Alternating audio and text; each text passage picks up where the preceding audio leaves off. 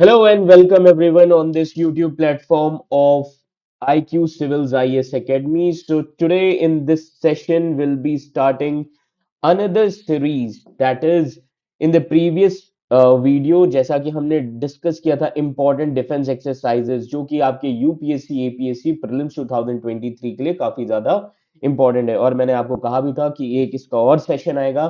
तो आज हम इस सेशन में और जो एक्सरसाइजेस न्यूज में थी पिछले कुछ एक डेढ़ साल में उन एक्सरसाइजेस के बारे में हम डिस्कस करेंगे। सो let's begin with the session. तो what are the topics that we are going to cover in this session? तो सबसे important India begins cooperation with Bahrain based combined maritime forces. अब ये क्या है, ये सारी चीजें हम समझेंगे इस सेशन में। Then army inducts Russian man patch. अब ये क्या है, तो this is related to science and tech also. तो कुछ हम चीजें समझने की कोशिश करेंगे। Then Indian ocean naval symposium maritime exercise 2022 जिसका नेम है IMEX 2022। Then exercise Dharma guardian 2022। Then exercise cobra warrior 22। Then India and Oman इन्होंने शुरू किया है eastern bridge 6 air exercise. Then China Solomon island पे काफी ज्यादा पिछले साल न्यूज में था, सुर्खियों में था, तो कुछ हिस्ट्री भी समझ लेंगे सोलोमन आइलैंड की। That Solomon island was under the control of colonial power, इन सभी चीजों के बारे में। फिर कैसे जर्मनी जापान देन यूएस ने यूके को दिया, क्लियर। देन कैसे सोलोमन आइलैंड इंडिपेंडेंट होता है, तो ये कुछ सारी चीजें हम इस सेशन में डिस्कस करेंगे। Then another topic that we are going to discuss in a first India and Africa जिन्होंने, याद रखिएगा, पहली बार होल्ड किया है joint military drill, clear. So let's start with the session. So first important topic that is India begins cooperation with Bahrain based combined maritime forces। अब ये जो है combined maritime forces that is CMF, clear, ये code ध्यान रखिएगा।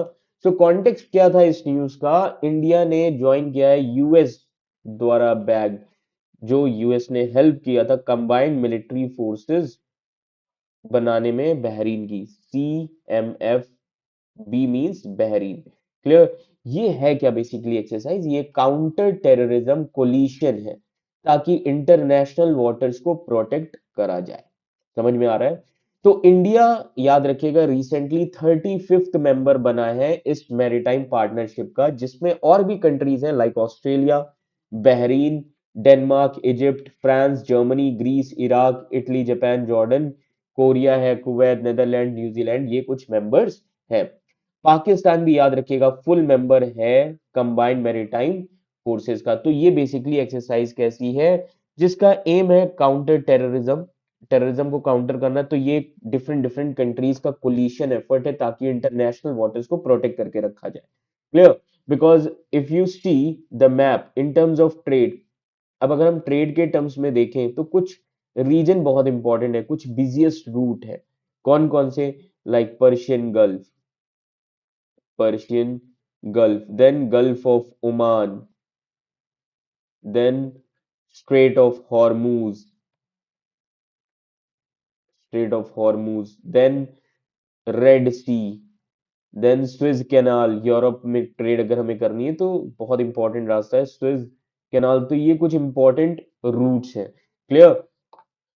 सो अब ये है क्या कंबाइंड मैरीटाइम फोर्सेस, ये जो है ये है क्या combined maritime forces of Bahrain, ये है क्या, ये स्टैब्लिश कब हुआ था, ये 2001 में स्टैब्लिश हुआ था। अब अगर आप 2001 की हम बात करते हैं तो 2001 में एक बहुत ही इंपॉर्टेंट इवेंट हुआ था, टेररिस्ट अटैक हुआ था, दैट इज 9/11 अटैक, यूएस पर हुआ था, क्लियर। तो इसीलिए यूएस ने काफी ज्यादा हेल्प किया था ताकि एंटी टेरर ऑपरेशंस चलाए जा सके, काउंटर टेररिज्म इनिशिएटिव लिया जा सके, डिफरेंट पावर्स का कोलिशन हो ताकि इंटरनेशनल वाटर्स को प्रोटेक्ट रखा जा सके। So this was established in 2001 with only 12 members. तो कितने मेंबर्स थे, 12 मेंबर्स थे। इनका कोलिशन आपस में साथ में आए एंड जिसको कहा गया combined maritime forces. So this coalition was formed. This is a regional and international arrangement. Okay, एक region और different different countries are involved. So international arrangements. Okay, like minded partners है ताकि जो इंटरनेशनल टेररिज्म का threat है उसको खत्म किया जा सके और इंटरनेशनल रूल बेस्ड जो ऑर्डर है डेमोक्रेटिक रूल बेस्ड जो ऑर्डर है उसको मेंटेन करा जा सके। क्लियर। नाउ अब इस फोर्सेस को बनाने के लिए टास्क किसको दिया गया था? United states, United state naval forces central command को ये टास्क दिया गया था कि उस समय कंबाइंड मैरीटाइम फोर्सेस को लीड करे 2001 में। क्लियर। तो रोल क्या है इस एक्सरसाइज का? मेन रोल है ट्रेड रूट्स को प्रोटेक्ट करना, टेररिज्म को काउंटर करना, पायरेसी ऑपरेशंस, पायरेसी काफी ज्यादा है, अगर आप ये अफ्रीका रीजन देखेंगे तो पायरेसी को खत्म करना, और जो भी इलीगल फिशिंग होती है इन सभी चीजों को कर्ब करना। क्लियर। तो ये सबसे इंपॉर्टेंट रोल है। हेडक्वार्टर, तो अगर हम हेडक्वार्टर की बात करते हैं, इस कोलिशन का हेडक्वार्टर है बहरीन में। क्लियर। Along with NAVCENT. समझ में आ रहा है? नेवसेंट का मतलब अभी मैंने बताया यूएस का जो naval forces central command. Clear. And fifth fleet of US, तो बहरीन में हेडक्वार्टर है along with NAVCENT and fifth fleet of US. Clear.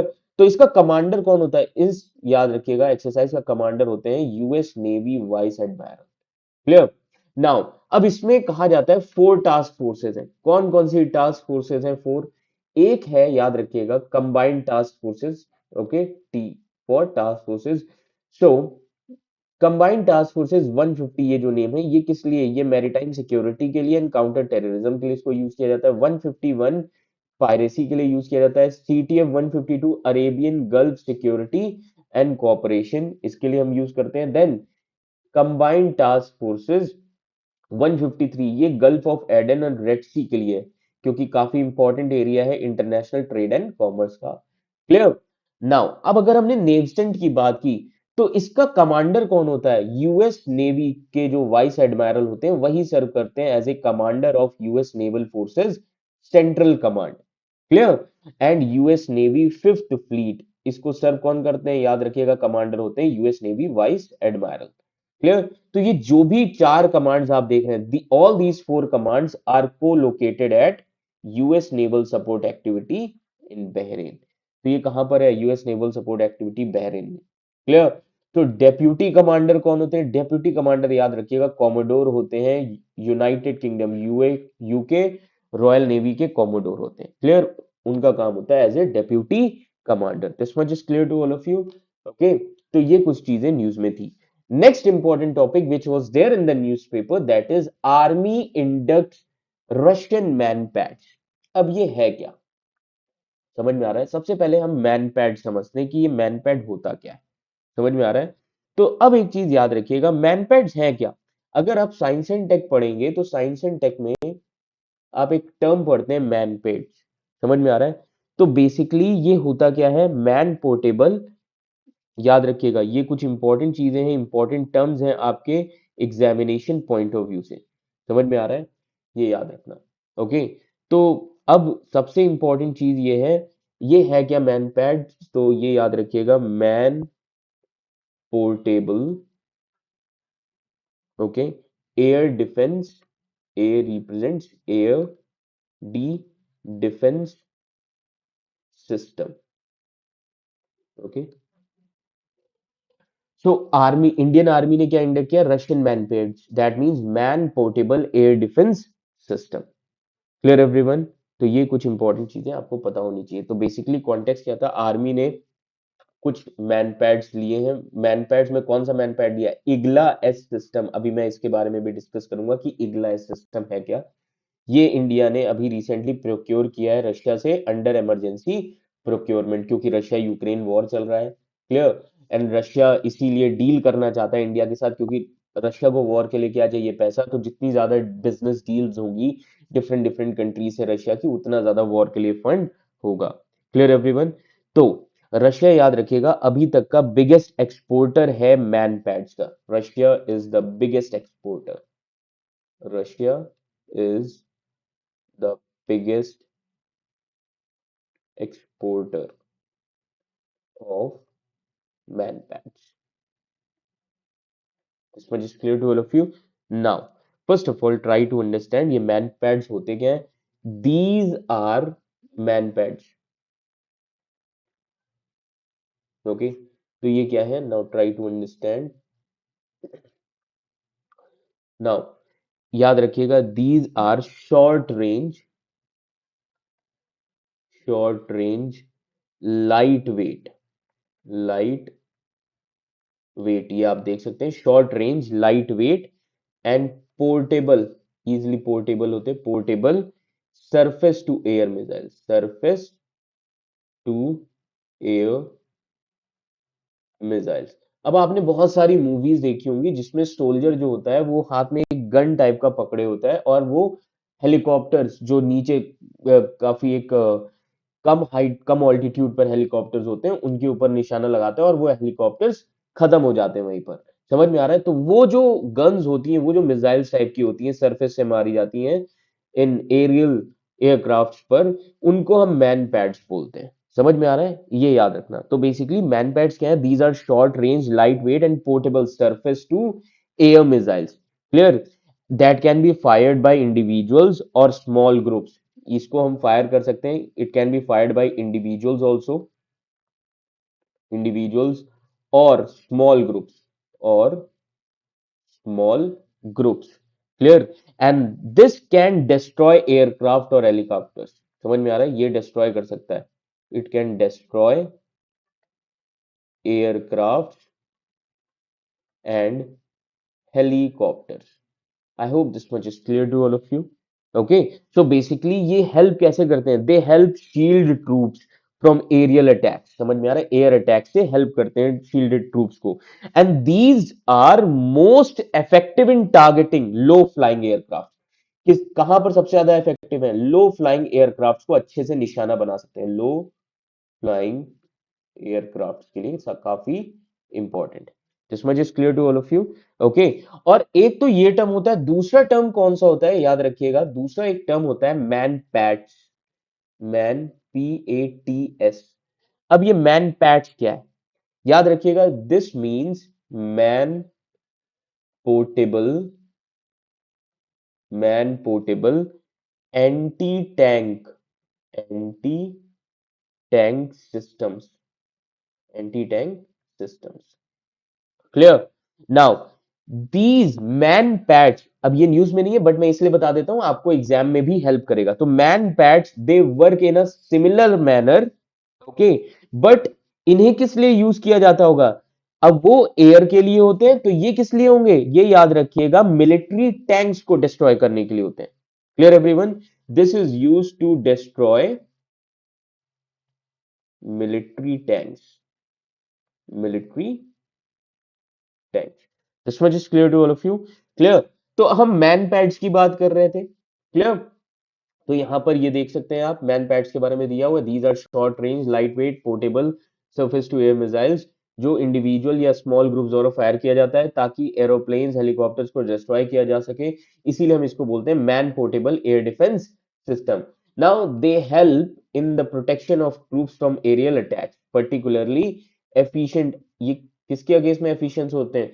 जो लो फ्लाइंग एयरक्राफ्ट होते हैं, clear. So these man portable anti tank system, अभी मैंने man pad के बारे में भी बताया, these are similar but are use to destroy military tanks. तो मैन पैड्स जो है, इन्हें फायर किया जा सकता है हेलीकॉप्टर से भी। ऐसा नहीं है कि सिर्फ नीचे से ऊपर ही, आप हेलीकॉप्टर से भी फायर कर सकते हैं, बोट से भी फायर कर सकते हैं। Okay, so these can be launch from a top also to a ground vehicle, ground vehicle के लिए भी ये यूजफुल होते हैं, क्लियर। अब इनकी मैक्सिमम रेंज क्या होती है? So let me tell you first of all, maximum range. Now अब इन मैन पैड्स की मैक्सिमम रेंज क्या होती है? मैक्सिमम रेंज होती है, याद रखिएगा, 8 kilometres, 8 kilometres, clear. And they can engage targets, अब ये एंगेज कर सकते हैं, दे कैन एंगेज टारगेट्स, याद रखिएगा, अप टू ऑल्टीट्यूड, कितना altitude? Up to 4.5 kilometre, 4.5 kilometre. समझ में आ रहा है? अब अगर आपसे मैं थोड़ा हिस्ट्री पूछूं इसी से रिलेटेड, ये जो मैन पैड्स हैं सबसे पहले किसने इंट्रोड्यूस किए थे? United states and Soviet union ने 1960s में। तो for the very first time, first man pads, okay, so first man pads These were introduced by USA and USSR in 1960s because this era belongs to Cold War. समझ में आ रहा है? Cold war era को ये belong करता है. This much is clear to all of you. So I hope आपको ये चीजें समझ में आई होंगी. तो अभी तक सबसे बड़ा एक्सपोर्टर कौन है? रशिया सबसे बड़ा एक्सपोर्टर है. समझ में आ रहा है? अब कौन कौन सी कंट्रीज ने इसको यूज किया हुआ है याद रखिएगा. इवन अभी जो रशिया यूक्रेन वॉर चल रहा है, Russia Ukraine war, okay, so because of this Russia Ukraine war, NATO countries जो है, याद रखिएगा, नेटो कंट्रीज हेल्प कर रही है किसकी? यूक्रेन की. सो नेटो कंट्रीज ने वेपन्स भेजे हैं यूक्रेन में. NATO countries shipping weapons into Ukraine. Ukraine में वेपन्स भेजे गए. ओके, जिसमें से याद रखिएगा कुछ सेंसिटिव आइटम्स भी हैं, जिसमें से नेटो कंट्रीज ने रशिया के खिलाफ यूक्रेन को क्या दिया? Man pads. Man patch. This much is clear to all of you. So these were sent by NATO countries to Ukraine so that Ukraine can take down the Russian aircrafts. This much is clear to all of you. Okay. तो ये काफी important चीजें हैं which you need to understand. Clear? So these are shoulder fired lightweight. Okay, ये shoulder पे रख के भी फायर की जाती हैं. Clear? So these are shoulder fired and light weight. Okay, and this can be launched from a top also to a ground vehicle, fired from a tripod or stand, can be anything. Clear? तो ये कुछ चीजें ध्यान रखिएगा. Clear? तो ये सबसे important चीज है, तो आपको पता होने चाहिए.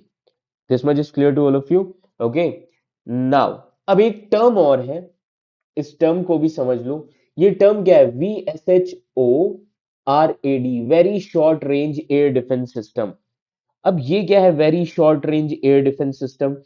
ये भी याद रखिएगा, this comes under man pad only. Man pad, क्योंकि इनकी रेंज ज्यादा नहीं होती है, इनकी रेंज बहुत कम होती है, इसीलिए very short range air defence system याद रखिएगा, इसी में आता है man pad. So this very short range air defense system, or you can say it is a man pad only. It is a man portable air defense system only, or man portable surface to air missile. इसको आप कह सकते हैं man portable surface to air missile. Clear? Surface to air missile. और ये कौन India में develop करता है? This is developed. ये डेवलप कौन करता है? This is developed by DRDO. DRDO, defence research and development organisation. समझ में आ रहा है? ये याद रखिएगा. तो ये this is located at Hyderabad. Hyderabad. Clear everyone? तो ये कुछ इंपॉर्टेंट चीजें हैं. So basically this is design, ये मैनपैड्स क्यों बनाए जाते हैं? This is designed for anti aircraft warfare. This is designed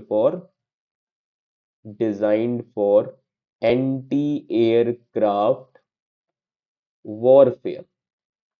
okay, this much is clear to all of you. तो बेसिकली ये किस लिए होता है? जितने भी लो ऑल्टीट्यूड एरियल थ्रेट्स होते हैं उनको न्यूट्रलाइज करने के लिए इन शॉर्ट रेंज मिसाइल्स का यूज किया जाता है. तो इसीलिए इसको हम कहते हैं very short range air defence missile. So these are critical for the defence of any major city.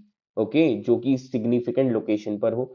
And ये जो very short air defence system है, ये रिप्लेस करेगा जो एग्जिस्टिंग इग्ला है सर्विस में. क्लियर? सो इसीलिए याद रखिएगा, it is in desperate need of replacement. तो गवर्नमेंट इसे रिप्लेस करना चाहती है. Maximum range of 6 kilometre, altitude 3 kilometre, all weather capability. Clear? इसीलिए अभी हमने रशिया से क्या प्रोक्योर किया है? Igla S. तो इग्ला एस किसके अंडर में आता है? मैन पैड्स के अंडर में. Man pads. तो अब हम इग्ला एस के बारे में समझ लेते हैं जो हमने प्रोक्योर किया है. क्लियर? तो अब जो हमने इग्ला एस प्रोक्योर किया है, इसके बारे में भी हमें थोड़ी चीजें कुछ पता होनी चाहिए. ओके, किस लिए प्रोक्योर किया जा रहा है, ये सारी चीजें आपको पता होना चाहिए. तो बेसिकली रीजन ये था इग्ला एस को प्रोक्योर करने का, क्योंकि ऑलरेडी याद रखिएगा कि रशिया यूक्रेन वॉर चल रहा था. ओके, अभी भी चल रहा है। तो रशिया यूक्रेन को वॉर ध्यान में रखते हुए already India is surrounded by its enemy neighbours, China as well as Pakistan. And Russia को क्या चाहिए? फंड चाहिए। तो रशिया इस टाइम पर बहुत ही सही दाम पर डील भी दे रहा है, इसीलिए याद रखिए कि इंडिया ने इस डील को किया। क्लियर? तो इग्ला एस जब हम बात करते हैं, याद रखिएगा इग्ला एस क्या है? अभी जो हमारी आर्मी ने रिसेंटली प्रोक्योर किया है रशिया से। So Igla S, it comes under MANPADS. Clear? It comes under VSHORAD. Very short range air defense system. दोनों सेम है। Clear? So this deal was signed between India and Russia. ये deal किसके बीच में sign हुई थी? India and Russia के बीच में। कब साइन हुई थी? 2020 में। समझ में आ रहा है? 2020 में। तो ये जो इग्ला एस है, Igla S is a man pad design for countering low flying aircraft. ये किस लिए डिजाइन किया गया है? This is designed for countering low flying aircraft. This much is clear to all of you? Okay, तो ये याद रखिएगा। So it is capable of engaging all types of visually observable aircraft and helicopter. तो जो दिख सकते हैं उस सभी चीजों के लिए काफी ज्यादा कैपेबल है। अब इसकी रेंज क्या है इग्ला एस की? इसकी रेंज याद रखिएगा 500, रेंज 500 टू 6000 मीटर रेंज है। दैट मींस, और ऑल्टीट्यूड क्या है? ऑल्टीट्यूड की जब हम बात करते हैं, ऑल्टीट्यूड है 10 to 3500 metre. This much is clear to all of you? ये याद रखिएगा। क्लियर? सो ये जो इग्ला एस मिसाइल्स हैं, these missiles assures 24 into 7 close air protection of military installation and civilian attacks। समझ में आ रहा है? तो बेसिकली ये हेल्प करता है 24 इंटू 7 प्रोटेक्ट करता है military installation sites and civilian assets को किसी भी एयरक्राफ्ट के अटैक से। This much is clear to all of you? तो ये काफी इंपॉर्टेंट है। क्लियर? तो ये था इग्ला एस के बारे में। सो आई होप आपको ये कुछ चीजें इंपॉर्टेंट समझ में आई होंगी। Okay, these are some of very important thing from your examination point of view. Clear? Now, तो अब आप देख सकते हैं इग्ला एस के बारे में। Igla S system developed by Russia. ये क्या है? मैनपैड्स हैं। So Igla S is an air defence system that can be carried by a single person. अब ये किसी भी तरीके के, याद रखिएगा, जो याद रखिए फिक्स्ड या रोटरी विंग एयरक्राफ्ट होते हैं उनको डिफीट कर सकता है। जो भी स्मॉल एरियल टारगेट्स हैं उनको भी खत्म कर सकता है। नाउ डिफेंस मिनिस्ट्री रिव्यू कर रही है एक बड़ा कॉन्ट्रैक्ट के लिए, इग्ला सिस्टम के लिए, जो कि पार्ट है इंडिया की VSHORAD डील का। That means very short range air defence system का। क्लियर? तो बेसिकली इस चीज को डिजाइन किया गया है एरियल टारगेट्स के अगेंस्ट में, जो कि शॉर्ट रेंज के होते हैं, like tactical aircraft, helicopters, unmanned aerial vehicles, then cruise missiles. ये काफी इंपॉर्टेंट चीजें। क्लियर? देन ये कुछ इंपॉर्टेंट काउंटर मेजर्स लिए जा रहे हैं। तो ये कुछ इंपॉर्टेंट चीजें जिसके लिए इसको डिजाइन किया गया है। तो इंडियन आर्मी के रिक्वायरमेंट्स के हिसाब से इसकी मैक्सिमम रेंज होगी 6 किलोमीटर, ऑल्टीट्यूड 3 किलोमीटर, जिस जो हर वेदर के लिए कैपेबल। क्लियर? सो इग्ला इस मिसाइल सिस्टम रिप्लेस करेगा जो एग्जिस्टिंग इग्ला है सर्विस में। ओके, और अब उसको रिप्लेस कर दिया जाएगा। Clear everyone? Now another important topic which was there in the newspaper, it is regarding IONS maritime exercise 2022। अब एक्सरसाइज कौन सी थी? आईमैक्स 2022। नाउ कॉन्टेक्स्ट क्या है? Now, recently, Indian Ocean Naval Symposium Maritime Exercise was conducted at Goa। Goa में इसको conduct किया गया। Clear?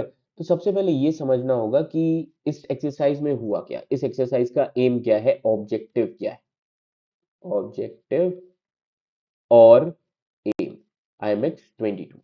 Now, the aim of this exercise to enhance interoperability in humanitarian assistance। तो बेसिकली इसका एम है जितने भी इंडियन ओशियन लिटोरल स्टेट्स हैं, ओके, उन कंट्रीज को ह्यूमैनिटेरियन असिस्टेंस दिया जाए, जब भी जरूरत पड़े डिजास्टर रिलीफ प्रोवाइड किया जाए। Clear? Then this exercise witnessed participation of 15 out of 25 member nations of IONS. और इस एक्सरसाइज में, इस मैरीटाइम एक्सरसाइज में अराउंड 15 नेशंस ने पार्टिसिपेट किया। अब याद रखिएगा इस पार्टिसिपेशन में वॉरशिप्स है, मैरीटाइम रिकंसनेंस है, एयरक्राफ्ट, हेलीकॉप्टर्स, डिफरेंट डिफरेंट जो नेवीज है इंडियन ओशन रीजन की, like Bangladesh, France, India, Iran, इन सभी ने पार्टिसिपेट किया। सो बेसिकली ये एक्सरसाइज काफी इंपॉर्टेंट है रीजनल नेवीज के लिए कि आपस में कोलैबोरेट कर सकते हैं इंडियन ओशन रीजन में, और अगर कोई डिजास्टर आए तो कलेक्टिवली सभी नेशन रेस्पॉन्ड करें, और फ्यूचर में रीजनल कोऑपरेशन को इंडियन ओशियन रीजन में और ज्यादा स्ट्रेंथन किया जाए। अब ये आईओएनएस है क्या, इंडियन ओशन नेवल सिंपोजियम, इसका मतलब क्या है, कब ये बना था?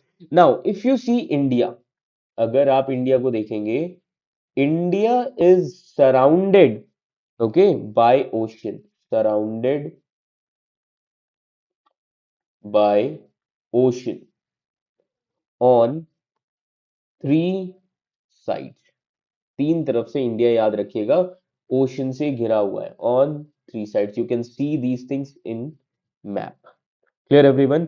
नाउ इसीलिए जब इंडिया सराउंडेड है, याद रखिए, थ्री डिफरेंट साइड से, so this makes maritime security a critical component of India's internal as well as external security.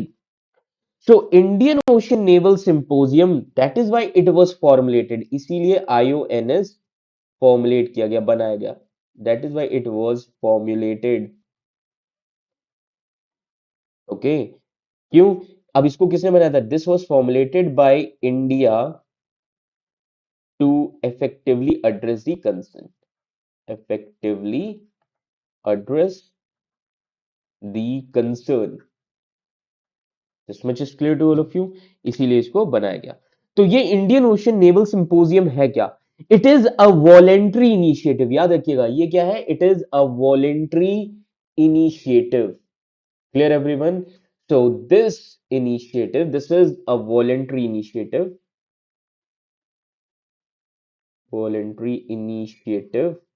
which was established in 2007, जिसका एम क्या है कि मैरीटाइम कोऑपरेशन को और ज्यादा बढ़ाया जाए। समझ में आ रहा है? जितनी भी इंडियन ओशन रीजन के लिटोरल स्टेट्स हैं उनकी नेवीज के बीच में कैसे बढ़ाया जाएगा?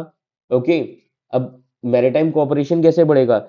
It can be done through providing an open and inclusive forum, okay, inclusive forum बनाया जाए ताकि रीजनल इश्यूज को, रीजनल मैरीटाइम इश्यूज को वहां पर डिस्कस किया जाए। तो आईओएनएस में रीजनल मैरीटाइम इश्यूज को डिस्कस किया जाता है। Clear everyone? तो बेसिकली याद रखिएगा, this is a premier forum for cooperation and collaboration among navies of littoral states of Indian ocean region. तो इसमें डिस्कशन होती है रीजनल मैरीटाइम इश्यूज के बारे में, फ्रेंडली रिलेशनशिप्स के लिए प्रमोट करने की बात की जाती है, देन मैरीटाइम सिक्योरिटी कोऑपरेशन को कैसे इंप्रूव किया जाए इंडियन ओशन रीजन में। Clear everyone? तो याद रखिएगा ये काफी ज्यादा इंपॉर्टेंट है। This much is clear to all of you? So IONS include 24 member nations that touch or lie within Indian Ocean region framework. तो याद रखिए it includes 24 nations, कहां पर lie करते हैं? इंडियन ओशन रीजन में lie करते हैं, और 8 ऑब्जर्वर नेशंस है। समझ में आ रहा है? There are 8 observer nations. Clear?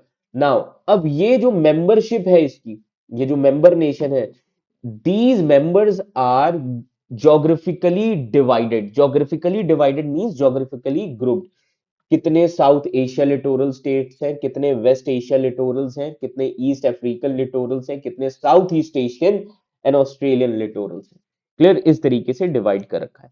So south Asian littorals कौन कौन से हैं? Bangladesh, India, Maldives, Pakistan, then Seychelles, Sri Lanka, then UK. UK क्यों? क्योंकि यूके का एक इंडियन ओशन में आइलैंड है जिसको हम बोलते हैं British Indian ocean territory. This much is clear? So these are south Asian littorals. West Asian littorals कौन कौन से? ईरान है, Oman, then Saudi Arabia and UAE, ये वेस्ट एशियन लिटोरल स्टेट्स हैं। देन ईस्ट अफ्रीकन लिटोरल्स कौन कौन से? France, France का इंडियन ओशन में एक आइलैंड है, अफ्रीकन का आइलैंड है, Reunion island. Then Kenya, then Mauritius, Mozambique, South Africa, Tanzania. Then South east Asian Australian littorals कौन कौन से हैं? तो याद रखिएगा, Australia, Indonesia, Malaysia, Myanmar, Singapore, Thailand and Timor Leste. Clear? तो ये इंपॉर्टेंट मेंबर्स हैं। Then there are 8 observing countries, मैंने अभी बताया 8 ऑब्जर्वर हैं। 8 ऑब्जर्वर कौन कौन से हैं? जर्मनी, चाइना, ऑब्वियस सी बात है, चाइना तो होगा ही होगा। नेदरलैंड्स, नेदरलैंड्स को हम लिखते हैं द नेदरलैंड्स। क्लियर? देन उसके बाद याद रखिएगा, अपार्ट फ्रॉम दिस स्पेन है, Russia, Italy, Japan, then Madagascar, Madagascar. Clear? तो ये 8 ऑब्जर्वर नेशंस है। Okay, so I hope this much is clear to all of you. इस ऑर्गेनाइजेशन के बारे में समझ में आ गया होगा, क्योंकि ये ऑर्गेनाइजेशंस इंपॉर्टेंट है आपके प्रीलिम्स एग्जामिनेशन के लिए।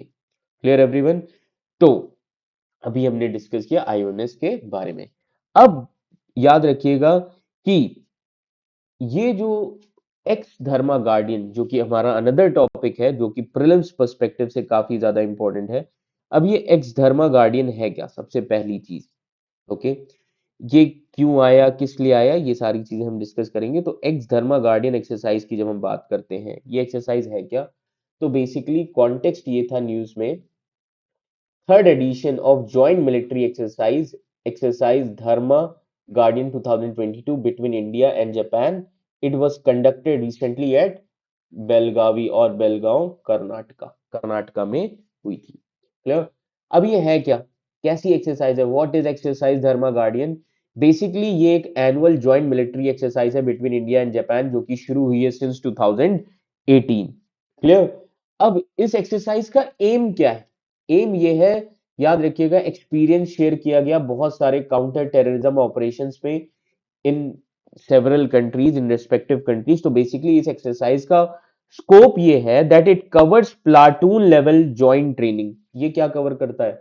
Platoon level, platoon level joint training. So it covers platoon level joint training, okay, on operations in jungle. कहां पर operations? Operations in jungle, okay, and semi-urban terrain, semi-urban terrain, यहां पर ये operations करते हैं। Clear? So basically this exercise includes house intervention drills. Okay, अगर कहीं terrorist छुपा हुआ है, raid on terrorist hideouts in semi urban terrain, unarmed combat, close quarter combat firing. Okay, जहां पर दोनों ही sides, India as well as Japan, दोनों ही ट्रेन किए जाते हैं। एक ट्रेनिंग प्लान होता है और जिसको ये एग्जीक्यूट करते हैं बहुत ही ढंग से टैक्टिकल ड्रिल्स में, ताकि किस तरीके से थ्रेट्स को न्यूट्रलाइज किया जा सके। क्लियर? तो सबसे ज्यादा इस एक्सरसाइज में ध्यान दिया जाता है, special emphasis is being laid on enhancing tactical skill. Okay, सबसे ज्यादा ध्यान किस पर देते हैं? टैक्टिकल स्किल्स पर। क्यों? So that they can fight global terrorism.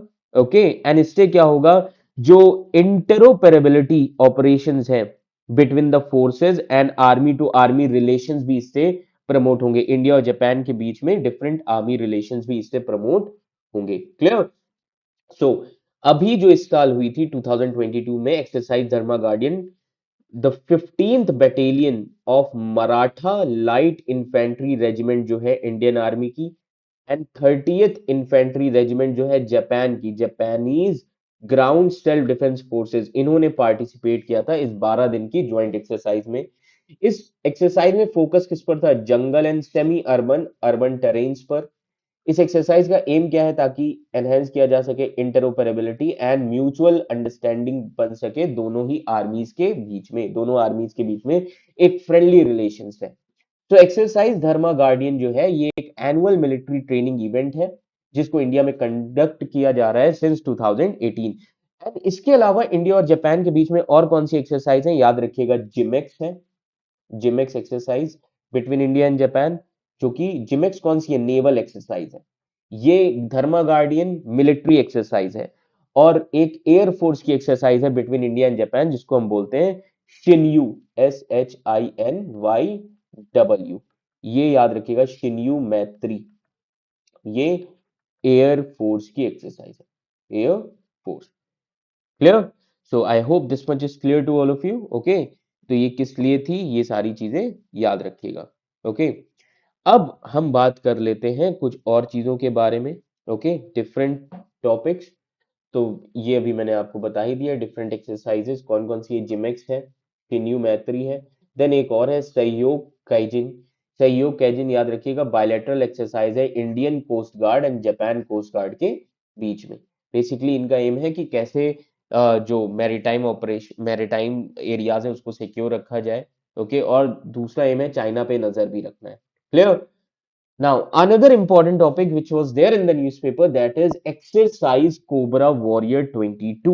Yes, Exercise Cobra Warrior. अब ये Exercise Cobra Warrior है क्या?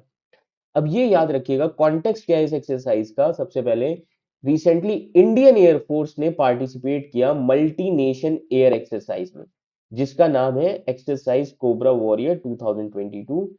कहां पर हुई थी? वेडिंगटन में हुई थी। ये कहां है? यूके में। तो basically cobra warrior exercise was held at Waddington air force base है यूके का। ये याद रखिएगा। ओके, वेडिंगटन क्या है? एयरफोर्स बेस है यूके का। Clear everyone? Now basically this अभी मार्च में ये हेल्ड होने वाली थी, मार्च 2023 में ही हेल्ड हुई है। क्लियर? ये एक मल्टीनेशनल एक्सरसाइज है। मल्टीनेशनल क्यों? क्योंकि डिफरेंट डिफरेंट कंट्रीज इसमें इन्वॉल्व है। कौन कौन सी countries? Countries like Singapore is also involve. Okay, कौन कौन सी? इसको मल्टीनेशन क्यों हम कह रहे हैं? Different countries are involve like Singapore. Clear? Finland. Okay, then USA, South Africa,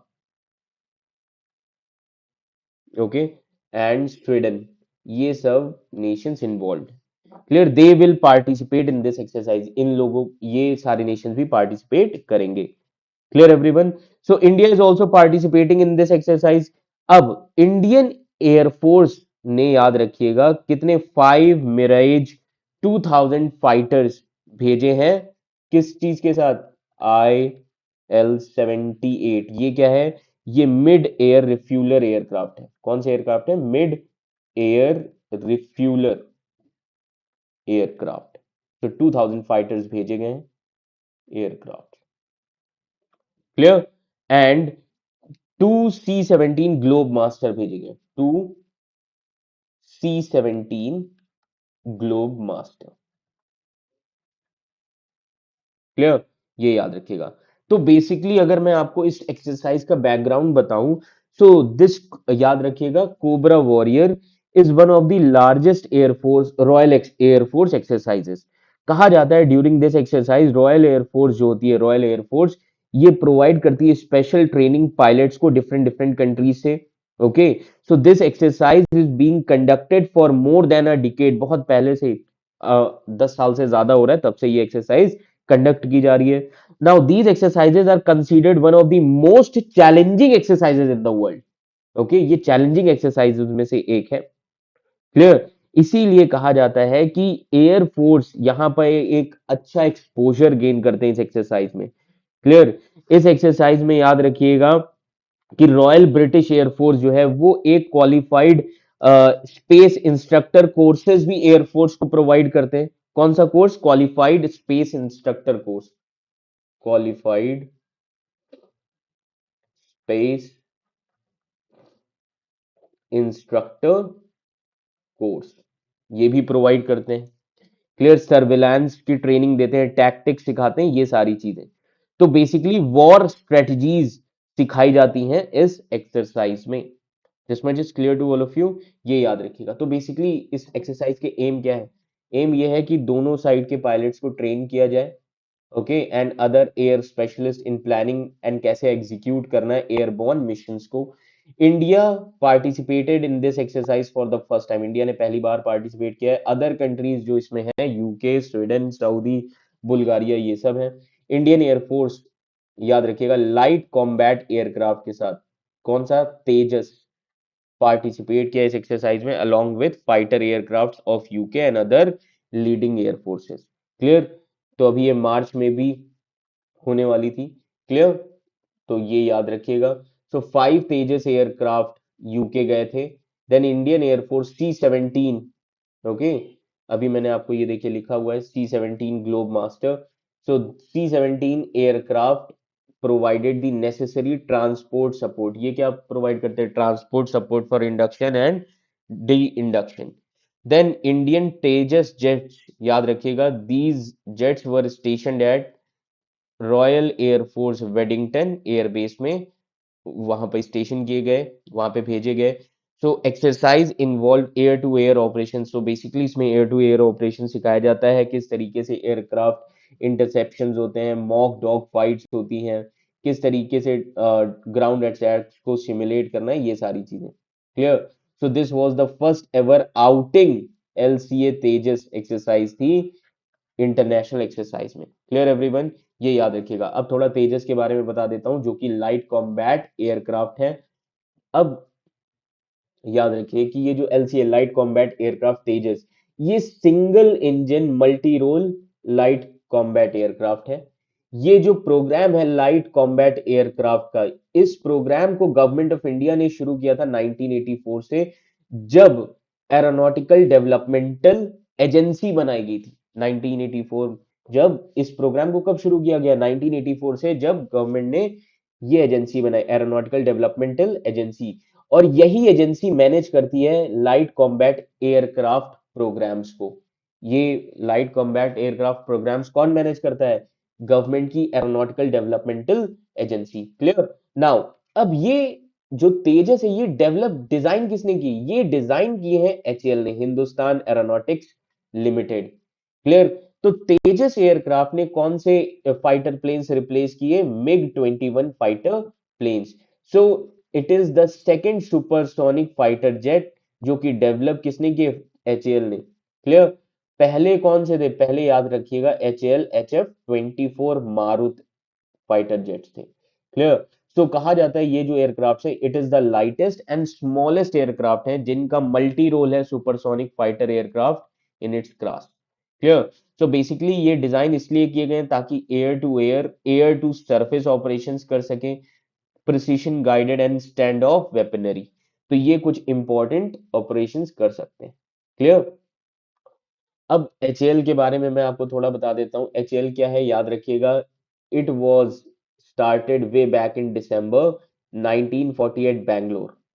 अब एक इंडस्ट्रियलिस्ट थे जिनका नाम था सेठ वालचंद हीराचंद। इनके सपोर्ट से, अब याद रखिएगा, सेठ वालचंद हीराचंद इंडस्ट्रियलिस्ट थे। इन्होंने अमेरिकन एविएशन एक्सपर्ट के सपोर्ट से, याद रखिएगा, एक हार्लो एयरक्राफ्ट कंपनी के जो डायरेक्टर थे, उनके सपोर्ट से एचएएल बना था। समझ में आ रहा है? तो बेसिकली इंडस्ट्रियलिस्ट सेठ वालचंद हीराचंद ने American aviation expert William Douglas Pawley, okay, इन जो कि डायरेक्टर थे, याद रखिएगा, हार्लो एयरक्राफ्ट कंपनी कैलिफोर्निया की जो है, वहां के डायरेक्टर थे, उनके सपोर्ट से इसको शुरू किया था। क्लियर? ये उस समय इंडिया के लिए काफी बड़ी जंप थी। उस समय जब, याद रखिए, when it was not even manufacturing an automobile और बाइसिकल, उस समय इंडिया ना ही ऑटोमोबाइल बाइसिकल कुछ मैन्युफैक्चर नहीं कर रहा था। तो ये इंडिया के लिए बहुत बड़ी जंप थी, क्वांटम जंप थी। तो इन जनवरी 1951 में हिंदुस्तान एयरक्राफ्ट लिमिटेड, पहले एचएएल का नाम क्या था? Hindustan aircraft limited. So Hindustan aircraft limited was placed under administrative control of ministry of defence, government of India. तो 1951 में, याद रखिएगा, एचएएल को गवर्नमेंट ऑफ इंडिया की मिनिस्ट्री ऑफ डिफेंस के एडमिनिस्ट्रेटिव कंट्रोल में रखा गया। और एचएएल क्या बन गई? गवर्नमेंट ओन्ड कंपनी बन गई, जो एंगेज करने लगी एरोस्पेस एक्टिविटीज में। Clear? So presently it involve in the fabrication and production में भी एंगेज करते हैं एयरक्राफ्ट के, डिजाइन करते हैं हेलीकॉप्टर, जेट इंजन्स और पार्ट्स को रिप्लेस करते हैं। अब एचएएल के बहुत सारे, याद रखिएगा, फैसिलिटीज सेंटर्स हैं, लाइक बैंगलोर में है, कानपुर में है, नासिक में है, लखनऊ में है, कोरबा, कोरपट, कसारगोद, हैदराबाद, इन सब जगह लोकल फैसिलिटीज सेंटर है एचएएल के। क्लियर? नाउ, अब हम बात करेंगे एरोनॉटिकल डेवलपमेंटल एजेंसी। ये एजेंसी क्या है? एरोनॉटिकल डेवलपमेंटल एजेंसी ये एक सोसाइटी है, किसके अंडर में? अंडर, याद रखिएगा, department of defence research and development, जो कि मिनिस्ट्री ऑफ डिफेंस में आता है, गवर्नमेंट ऑफ इंडिया के। इस सोसाइटी का काम क्या है? इस सोसाइटी का काम है हेल्प करना, प्रमोट करना, गाइड करना, चीजों को कोऑर्डिनेट करना, जो भी रिसर्च है एरोनॉटिकल साइंस से रिलेटेड उसको एग्जीक्यूट करना, डिजाइन करना, डिफरेंट टाइप्स ऑफ एयरक्राफ्ट्स को, रोटर एयरक्राफ्ट्स को। ये किसका काम होता है?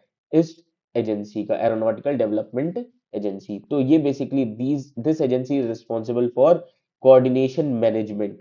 ओके, ताकि जो भी चीजें, फुल रेंज ऑफ एक्टिविटीज, जो डेवलपमेंट, जो भी फ्लाइट व्हीकल्स बन रहे हैं उनसे रिलेटेड जो भी डेवलपमेंट चल रहा है उसको कोऑर्डिनेट करते हैं। And then they promote development of national base of aeronautics. Okay, so they also promote national base of aeronautics. Clear? तो ये इनके responsibilities हैं। This much is clear to all of you. Okay, तो ये कुछ चीजें इंपॉर्टेंट है जो आपको पता होना चाहिए। Okay, now अब हम बात करेंगे another important topic which was there in the newspaper, that is India and Oman Eastern Bridge 6 air exercise. Clear? अब context क्या है? Indian air force and royal air force of Oman, इन्होंने ऑर्गेनाइज किया बायलैटरल एयर एक्सरसाइज जिसका नाम है eastern bridge 6। कहां पर ऑर्गेनाइज किया? एयरफोर्स स्टेशन जोधपुर, राजस्थान में। ये सिक्स्थ एडिशन एक्सरसाइज है। क्लियर? तो अब मैं आपको थोड़ा कुछ चीजें बता देता हूँ, ये न्यूज में इसीलिए थी। ओके, सो बेसिकली जो मेन एम है इस एक्सरसाइज का, okay, that means eastern bridge 6 exercise ये जो है। ओके, ईस्टर्न ब्रिज 6 से पहले कौन सी एक्सरसाइज हुई होगी?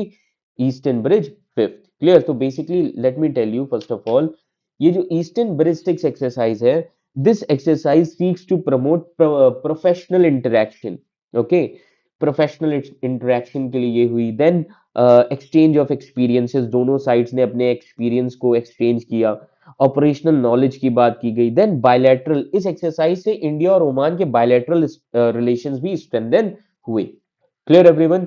इससे पहले जो एक्सरसाइज हुई थी eastern bridge 5th, eastern bridge 5th, ये जो एक्सरसाइज हुई थी दिस वाज हेल्ड इन 2019। समझ में आ रहा है? और ये कहां पर हुआ था? ये एक्सरसाइज हुई थी ओमान में। ओमान में एक जगह है, याद रखिएगा, ओमान का एयरफोर्स बेस है जिसका नाम है मसीरा। मसीरा, ओमान का एयरफोर्स बेस। क्लियर? मसीरा। ओके, अब ओमान इंडिया के लिए काफी ज्यादा इंपॉर्टेंट है। ओके, ओमान इंडिया का क्लोजेस्ट डिफेंस पार्टनर भी है गल्फ रीजन में। अब ओमान क्यों इंपॉर्टेंट है इंडिया के लिए? तो अगर मैं आपको बताऊं, ओमान इसलिए इंपॉर्टेंट है because Oman is the gateway for strait of Hormuz. Oman किस चीज का gateway? Strait of Hormuz gateway. Okay, this much is clear to all of you. So इस एक्सरसाइज के बारे में अगर मैं आपको बताऊं, इस एक्सरसाइज में ओमान ने डिप्लॉय किए अपने F-16 फाइटर्स। इंडियन एयरफोर्स ने, याद रखिएगा, अपने Sukhoi 30, okay, Jaguar and Mirage 2000 aircraft deploy किए। So the last combat air force exercise between two countries eastern bridge 5th, अभी मैंने आपको बताया कब हुई थी? 2019 में। कहां पर? मसीरा, ओमान में। Clear everyone? बेसिकली इस एक्सरसाइज की स्ट्रेटेजिक इंपॉर्टेंस है because Oman is India's closest defence partner in the gulf region. Okay, Oman is also the gateway of Strait of Hormuz because through which India can import 1/5 of its oil imports. India 1/5 अपना oil straight of Hormuz से ही मंगाता है। समझ में आ रहा है? Clear? And याद रखिएगा, इन 2021 इंडिया एंड ओमान ने डिफेंस एक्सचेंजेस से रिलेटेड कुछ एमओयूज भी रिन्यू किए। Clear everyone? ये कुछ इंपॉर्टेंट चीजें हैं। So Oman is the only country in the gulf region जिसमें तीनों डिफेंस फोर्सेस की इंडिया के साथ एक्सरसाइजेस हैं। कौन कौन सी? नेवल एक्सरसाइज कौन सी है इंडिया एंड ओमान के बीच में? नसीम अल बहार। नसीम अल बहार, ये याद रखिएगा, इंडिया और ओमान के बीच में नेवल एक्सरसाइज है, naval exercise between India and Oman. Clear? Apart from this, Al Najah, Al Najah, Al Najah क्या है याद रखिएगा, आर्मी मिलिट्री एक्सरसाइज है, military exercise between India and Oman. और थर्ड मैंने अभी आपको बताया, ईस्टर्न ब्रिज एयरफोर्स एक्सरसाइज है। This much is clear to all of you. ये काफी इंपॉर्टेंट फैक्ट है जो आपको पता होने चाहिए। Clear? Now another thing which was there in the newspaper, that is China, that is Solomon island. China ने सोलोमन आइलैंड के साथ एक लैंडमार्क सिक्योरिटी अग्रीमेंट साइन किया। सबसे पहले तो आप सभी से मैं पूछना चाहूंगा, सोलोमन आइलैंड की लोकेशन क्या है, कॉन्टेक्स्ट क्या है? China and Solomon island, they have signed a framework agreement on security cooperation. तो आप देख सकते हैं सोलोमन आइलैंड की location. Okay, Honiara is the capital of Solomon island, और ये किसके बीच में पड़ता है? Papua New Guinea and Vanuatu, इसके बीच में पड़ता है। क्लियर? इधर किरिबाती है, तुवालू, फिजी, ओके, नीचे न्यू कैल्सिडोनिया जो कि फ्रांस के कंट्रोल में, and this side Australia, south west में अगर आप देखेंगे ऑस्ट्रेलिया। क्लियर? तो पैसिफिक ओशन में पड़ता है। तो बेसिकली ये जो अग्रीमेंट है ये इंटर गवर्नमेंटल फ्रेमवर्क अग्रीमेंट है सिक्योरिटी कोऑपरेशन के लिए दोनों ही कंट्रीज के बीच में, जिसका मेन एम है कि सोशल स्टेबिलिटी लानी है, जो कि लॉन्ग टर्म ट्रैंक्विलिटी चलती आ रही है सोलोमन आइलैंड में। क्लियर? तो सोशल स्टेबिलिटी लाने की बात की जा रही है सोलोमन आइलैंड में। तो इस अग्रीमेंट के हिसाब से दोनों कंट्रीज कंडक्ट करेंगी जॉइंट ऑपरेशन। किस लिए? चाइना एंड सोलोमन आइलैंड क्यों कंडक्ट करेंगे? ताकि सोशल ऑर्डर को मेंटेन किया जाए एंड लोगों की लाइफ को सेफ रखा जाए, लोगों की प्रॉपर्टी को प्रोटेक्ट किया जाए, ह्यूमैनिटेरियन असिस्टेंस प्रोवाइड किया जाए अगर जब भी नेचुरल डिजास्टर आए।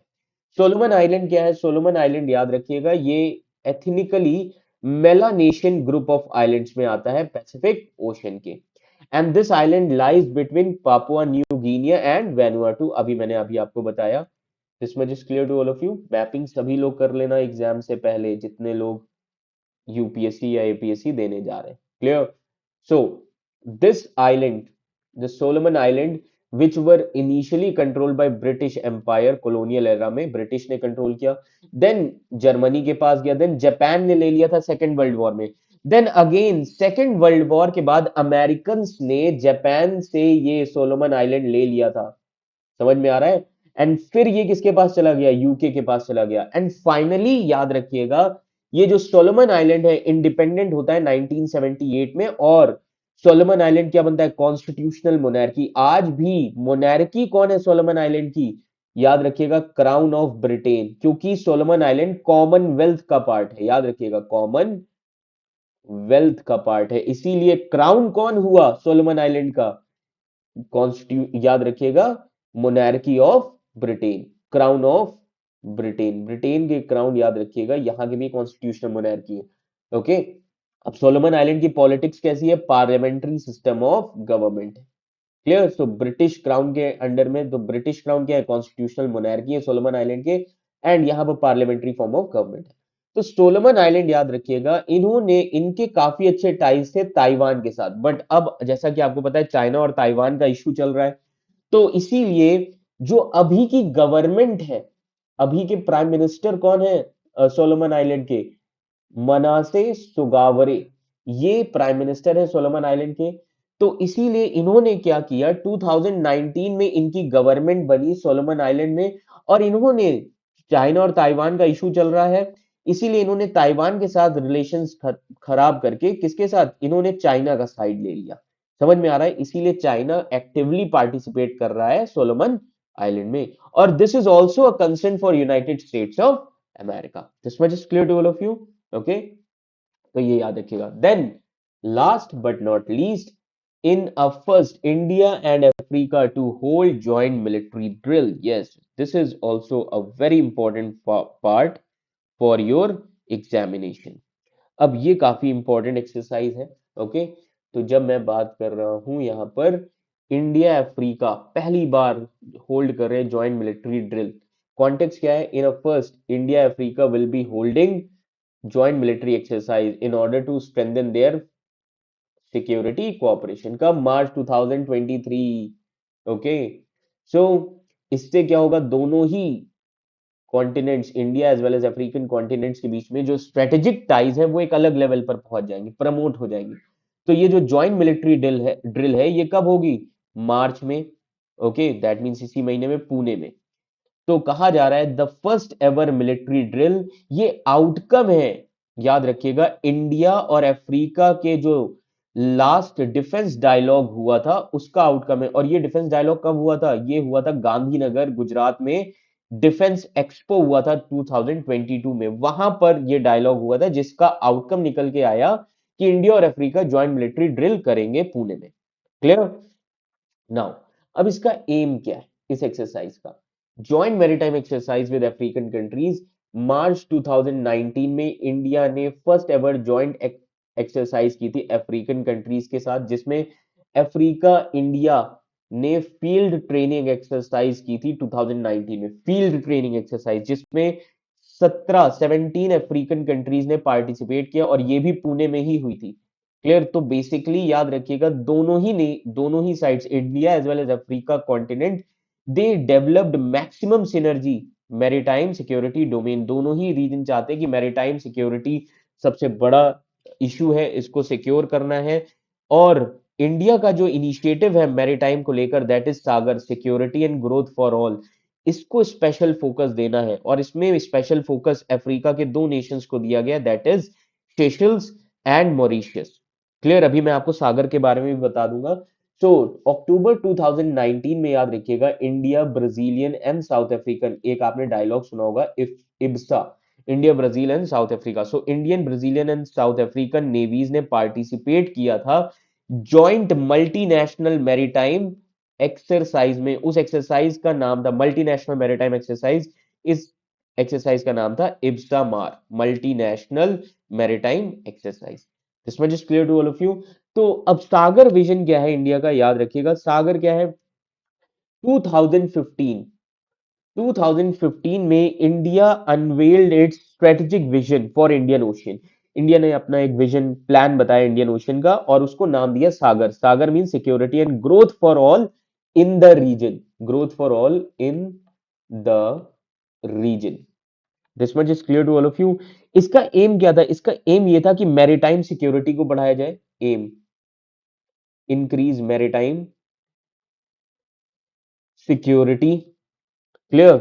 देन उसके बाद याद रखिएगा मैरीटाइम कॉमन्स, जो भी चीजें सभी नेशंस के बीच में, एंड कॉपरेशन पर फोकस किया जाए क्योंकि चाइना के फुटप्रिंट्स इंक्रीज हो रहे हैं। क्लियर। तो बेसिकली इसमें क्या किया जाएगा, इंफॉर्मेशन एक्सचेंज बढ़ाया जाए, कोस्टल सर्विलांस होना चाहिए, इंफ्रास्ट्रक्चर बनवाया जाए और इंडियन ओशन रीजन के जितने भी लिटोरल कंट्रीज हैं उनकी कैपेबिलिटीज पर ध्यान दिया जाए और कैपेबिलिटीज को बढ़ाया जाए। This much is clear to all of you. तो ये कुछ इंपॉर्टेंट चीजें थी आपके प्रीलिम्स 2023 से related, important defence and maritime exercises, जो कि हमने 2 वीडियोस में कंप्लीट किया। क्लियर। अब कुछ प्रैक्टिस एमसीक्यूज देख लेते हैं। अब कुछ क्वेश्चंस आए हैं। Okay, like consider the following statement about Indian ocean naval symposium. तो फर्स्ट स्टेटमेंट है navies of IONS which have been geographically grouped into 5 sub-regions. Second, China and Pakistan are observer countries of this group. Clear. तो अब आप बताइए कौन सा statement सही है, सभी लोग कमेंट सेक्शन में लिखिए, तुरंत लिखिए। ओके, सभी लोग कमेंट सेक्शन में लिखिए, देन मैं आंसर बताऊंगा। ओके, सो फर्स्ट स्टेटमेंट क्या कह रहा है, navies of IONS geographically grouped into 5 regions. तो अभी मैंने बताया था 4 regions only, South Asia, West Asia, okay, then South East Asia and Australia regional. Okay, तो ये कुछ इंपॉर्टेंट रीजन्स हैं। So 4 only. तो फर्स्ट स्टेटमेंट क्या है, रॉन्ग है। Then second statement, China Pakistan are observer, Pakistan क्या है, फुल मेंबर है, चाइना ऑब्जर्वर है, दैट मींस दोनों ही स्टेटमेंट क्या है, रॉन्ग है। तो कौन सा करेक्ट है, कोई भी नहीं। So option D is the right answer, neither one nor two, ये आप देख सकते हैं। Clear everyone. तो ये कुछ लिटोरल्स है, 4 ग्रुप्स है। Clear, South Asian, West Asian, South east Asian and Australian and East African littoral, so 4। Clear. Now another question. अब ये क्वेश्चन याद रखिएगा प्रीवियस ईयर में आया हुआ है। समझ में आ रहा है, प्रीवियस ईयर में इस क्वेश्चन को पूछा गया है। पहला statement, inaugural IUNS was held in India in 2015 under the chairmanship of Indian Navy. Second, IUNS is a voluntary initiative that seeks to increase maritime cooperation among navies of littoral states of Indian Ocean region. Which of the following above statements are correct? So A, B, C, D. One only, two only, both one and two, neither one nor two. जल्दी जल्दी comment section में लिखिए answer आप सभी लोग। Okay, so a first statement, inaugural IUNS, तो inaugural 2008, 2007 बनता है, 2008 inaugural, तो this statement is wrong. IUNS is a voluntary initiative जिसका मेन एम है मैरीटाइम कॉपरेशन बढ़ाना नेवीज जो लिटोरल स्टेट्स हैं इंडियन ओशियन रीजन के। So option B is the right answer two only. This much is clear to all of you. तो I hope आपको ये video अच्छा लगा होगा, और इस वीडियो को ज्यादा से ज्यादा शेयर करें, IQ सिविल्स IAS एकेडमी के चैनल को सब्सक्राइब करें और लाइक करें। Clear? Thank you so much.